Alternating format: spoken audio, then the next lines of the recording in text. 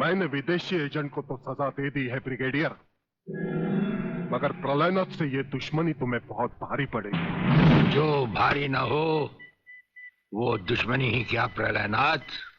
तो एक बात मेरी भी अपने कान में अच्छी तरह उतार लो ब्रिगेडियर। प्रोफेसर खुराना को अब चाहे दुनिया के किसी भी कोने में छुपा लो, मैं उसे हासिल करके ही रहूंगा। शेख चिल्ली की तरह दिन को सपने देखने छोड़ दो गेंडा स्वामी।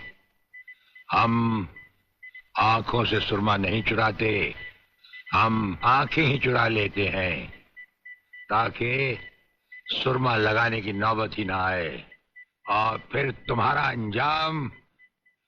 अंजाम वही होगा। ये आप क्या कह रहे हैं? बेईमानी न मेरे खून में है न डॉक्टरी पेशे में। डॉक्टरी पेशे की तो बात हम अभी करेंगे नहीं। डॉक्टर गुप्ता, इस वक्त बात है तुम्हारे सच और झूठ की। माथे पे आया हुआ पसीना पोछो और हमें राजा टंडेल की झूठी नहीं सच्ची रिपोर्ट की असलियत बताओ। झूठी रिपोर्ट? हाँ, जो रिश्वत लेकर तुमने बनाई और एक मामूली सी प्रेगनेंसी को एक खौफनाक रेप का केस बनाकर संजय और उसके दोनों साथियों को हवालात में पहुंचा दिया। ये सब झूठ है, आपको किसी ने गलत बताया है। चिल्लाने से झूठ नहीं छुपता डॉक्टर गुप्ता। हमें पहचानो, हमें ब्रिगेडियर सूर्यदेव सिंह कहा जाता है। हम मुर्दों से सच उगलवा लेते हैं, तुम तो फिलहाल जिंदा हो, सच सच कह डालो। आप समझते क्यों नहीं ब्रिगेडियर साहब? मैंने कोई गलत रिपोर्ट नहीं बनाई और न ही कोई रिश्वत ली है। फिर ये क्या है डैडी? ये देखिए,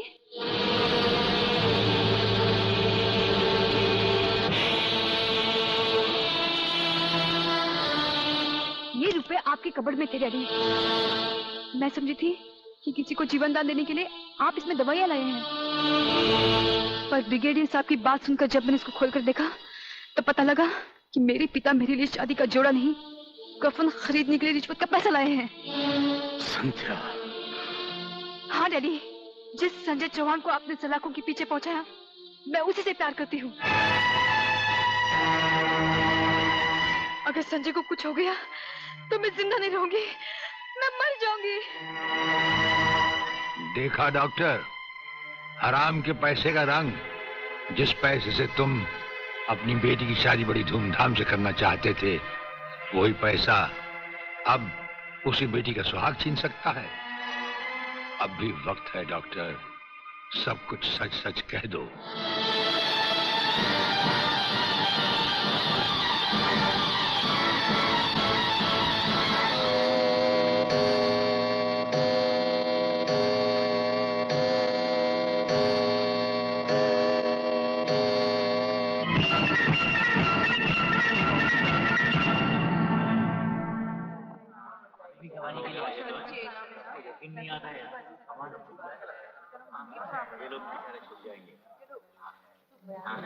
ऑर्डर ऑर्डर। अब डॉक्टर गुप्ता बयान देंगे जिससे सारी अदालत के सामने जाहिर होगा कि असलियत क्या है। जज साहब, मिस राधा टंडेल के बलात्कार की झूठी रिपोर्ट मैंने ही तैयार की थी। सच्चाई यह है वो पेट से थी और उनका अबॉर्शन मैंने ही किया था। जज साहब, मैंने अपना जमीन बेच दिया था। मैं अदालत के सामने कबूल करता हूं कि मैं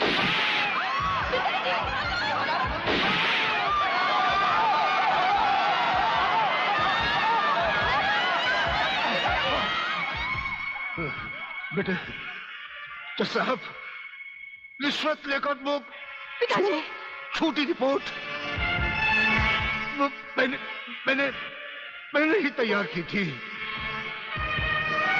वो लड़के निर्दोष।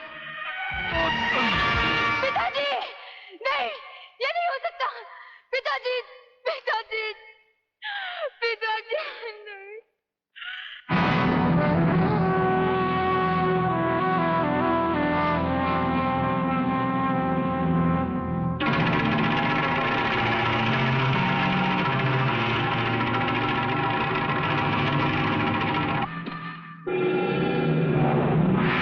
राजन मेरे चश्मदीद गवाह और उसके दोस्तों की आज कोर्ट से रिहाई हो चुकी।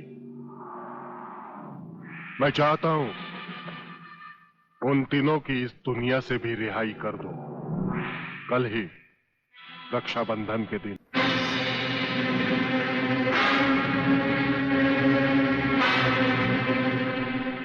इंस्पेक्टर वागले तो अपने आप को समझता क्या है? तेरे जैसे पता नहीं कितनी खाकी वर्दी वाले हमारी घर की चौकीदारी करते हैं। नौकरी करता है 1500 रुपए की और बात करता है प्रलयनाथ से। यही 1500 की नौकरी करने वाला एक दिन तुझे 150 का कफन पहनाएगा प्रलयनाथ। आज से तू उल्टी गिनती गिनना शुरू कर दे। जिस दिन भी मुझे तेरे खिलाफ एक भी सबूत मिला ना, तुझे ऐसी मौत मारूंगा कि तेरी पापी आत्मा अगले 7 जन्म तक किसी दूसरे शरीर में घुसने के पहले कांप उठेगी। अबे चुप! एक लफ्ज भी आगे बोला तो भून के रख दूंगा। तू मारेगा मुझे? है? चल चला। अब क्या सोच रहा है? चला गोली। अपनी मां का दूध पिया है तो चला गोली। इस बदन को छूने के लिए शेर का कलेजा चाहिए। तेरे जैसा बुज़दिल और नामर्द मुझ पे क्या गोली चलाएगा? चला।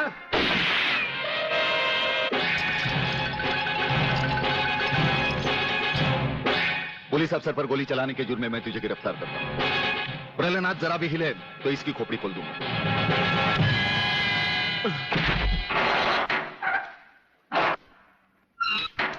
अगले मेरा बाप तुझे छोड़ेगा नहीं।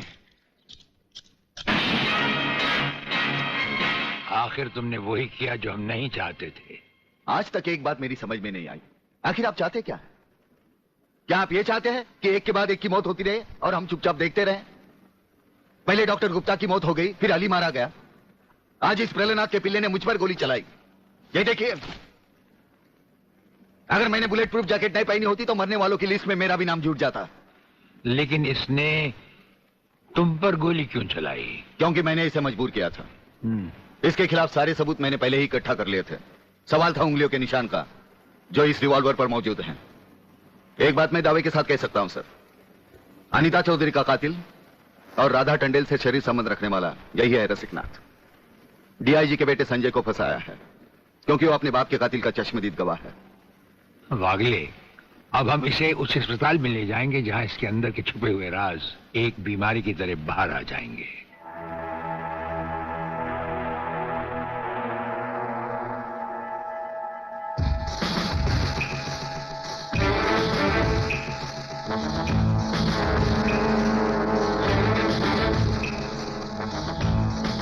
जो दुश्मन यहां बांधा गया, समझो उसकी अर्थी उठ गई।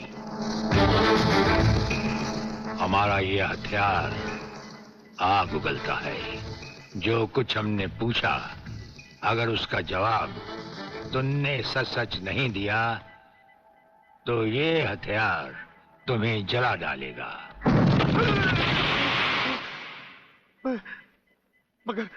मगर आप चाहते क्या है? प्रलयनाथ गिरना स्वामी तुम्हारा बाप है।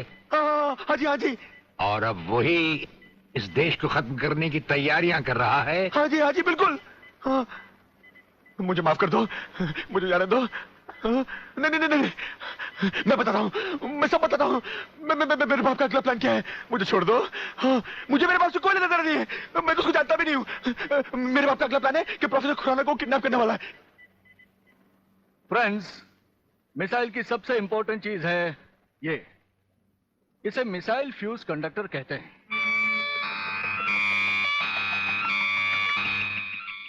जब तक ये मिसाइल में नहीं लगेगा, मिसाइल टेक ऑफ नहीं कर सकता। वो एक मुर्दे की तरह होगा।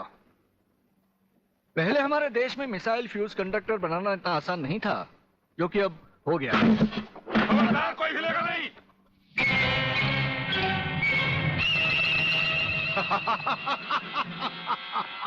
कौन हो तुम?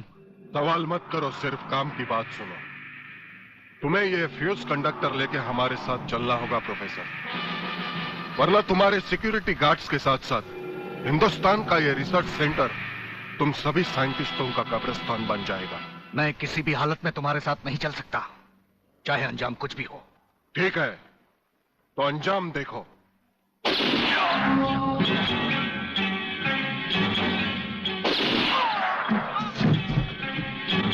नहीं नहीं, ये इस देश के भविष्य है, इन्हें मत मारो प्लीज। मैं तुम्हारे साथ चलने के लिए तैयार हूं। तुम अकेले नहीं, फ्यूज कंडक्टर भी तुम्हारे साथ जाएंगे।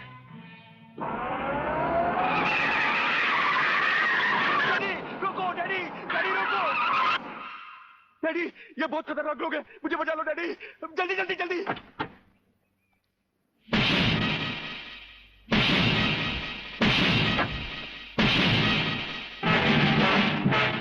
प्रलयनाथ, वो रहा तुम्हारा कबूतर बेटा, और उसके गले में है जला देने वाला बम। उसका रिमोट कंट्रोल हमारे हाथ में है। अगर तुमने एक कदम भी आगे बढ़ाया तो उसे जलाकर राख कर दिया जाएगा।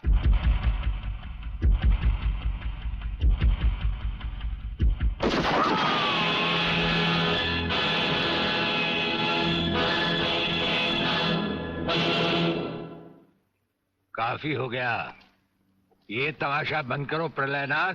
हाँ हाँ डैडी, आप वही करिए जो ये कहते हैं, वरना ये लोग बहुत खतरनाक लोग हैं, मुझे मार डालेंगे। क्या चाहते हो तुम? क्या मजेदार सवाल किया है तुमने, समझे नहीं।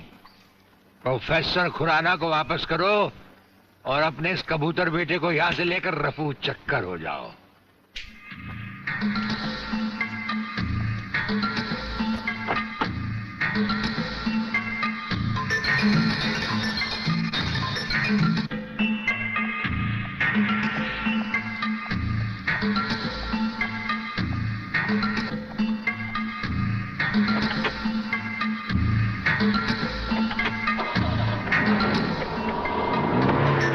ब्रिगेडियर, वो फ्यूज कंडक्टर आप नहीं जानते? हम सब कुछ जानते हैं प्रोफेसर। उसकी गाड़ी में हमारा ट्रांसमीटर लगाया जा चुका है। वो जो कुछ भी कहेगा, जो कुछ भी करेगा, जहां कहीं भी जाएगा, उसकी हर एक मूवमेंट की खबर हमें मिलती रहेगी। हमारे ट्रांसमीटर का सिग्नल बता रहा है कि गिड्डा स्वामी का अड्डा वो ये रहा। ये से बाहर एक वीरान जगह पहाड़ियों के बीचों बीच है। कमांडोज रेडी फॉर ऑपरेशन तिरंगा।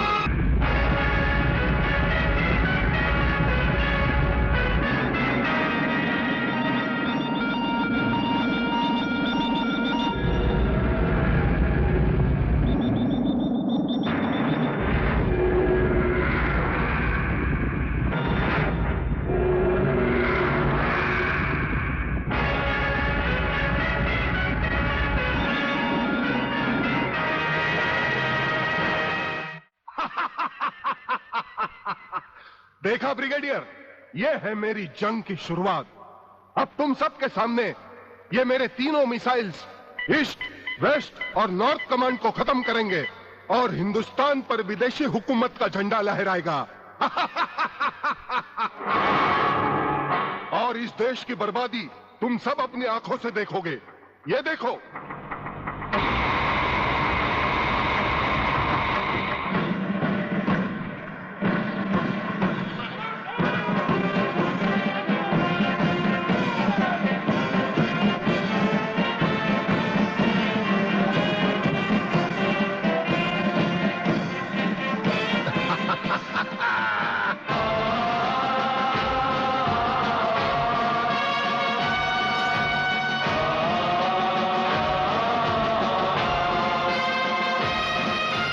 हमको जो करना है वो तो करके ही हम जाएंगे। आने वाले कल फिर आकर मौसम नया बनाएंगे। मौत फरोशों से कह दो अब उनको हम दफनाएंगे। अपने अपने नापों का वो खुद ही कफन सिलाएंगे। आवाज तिरंगा है, ऐलान तिरंगा है, मेरी जान तिरंगा है, मेरी जान तिरंगा है।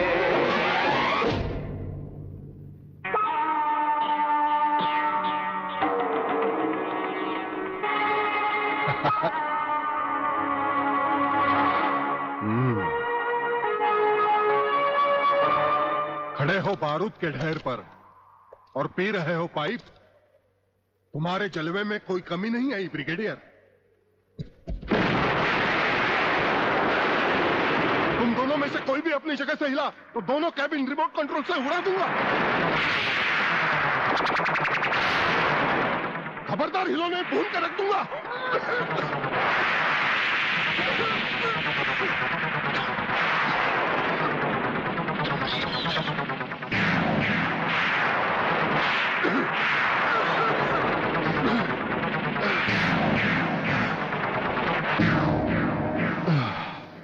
ये तो हमारे एक छोटे से पीने वाले पाइप का कमाल था।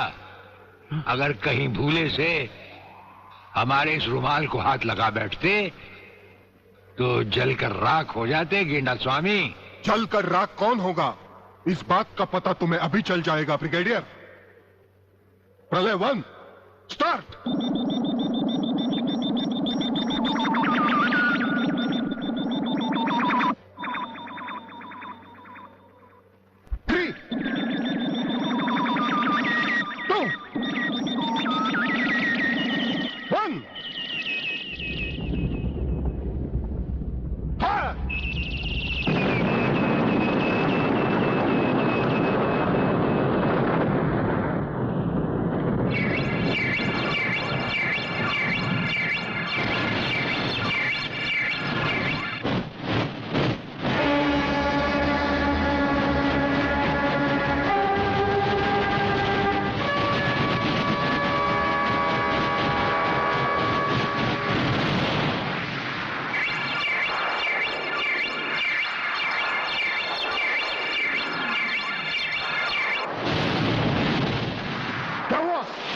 दूसरा तीसरा सब मिसाइल चालू कर दो।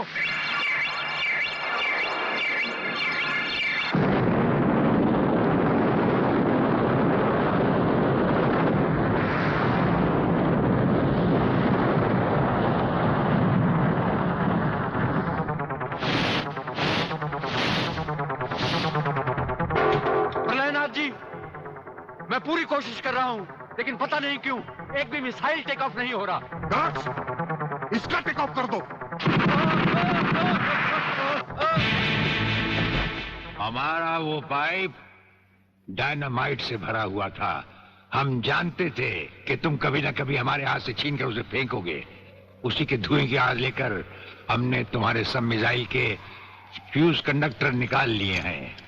गेंडा स्वामी, फ्यूज कंडक्टर, अब तुम्हारे मिसाइल में सिर्फ धुआं रह गया और कुछ भी नहीं। बाकी बचे तुम। गेंडा स्वामी, उसे तो हम निपट लेंगे। भून डालो इसे।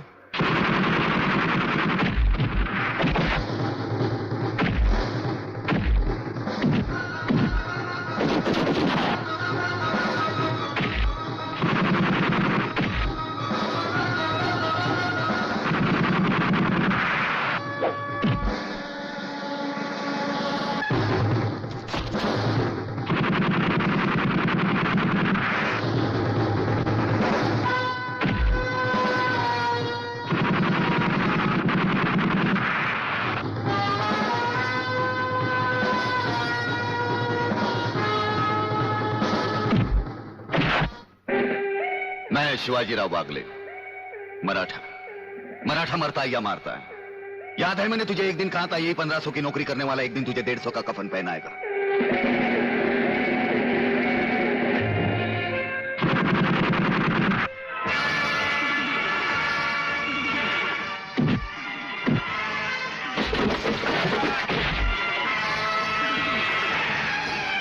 भाग रहे हो जानी? प्रधानमंत्री का ख्वाब देखने वाले मंत्री ब्रिगेडियर का सलाम नहीं लोगे? नहीं, मुझे मत मारो, मुझे मत मारो। तुम जैसा गद्दार और कहता है मुझे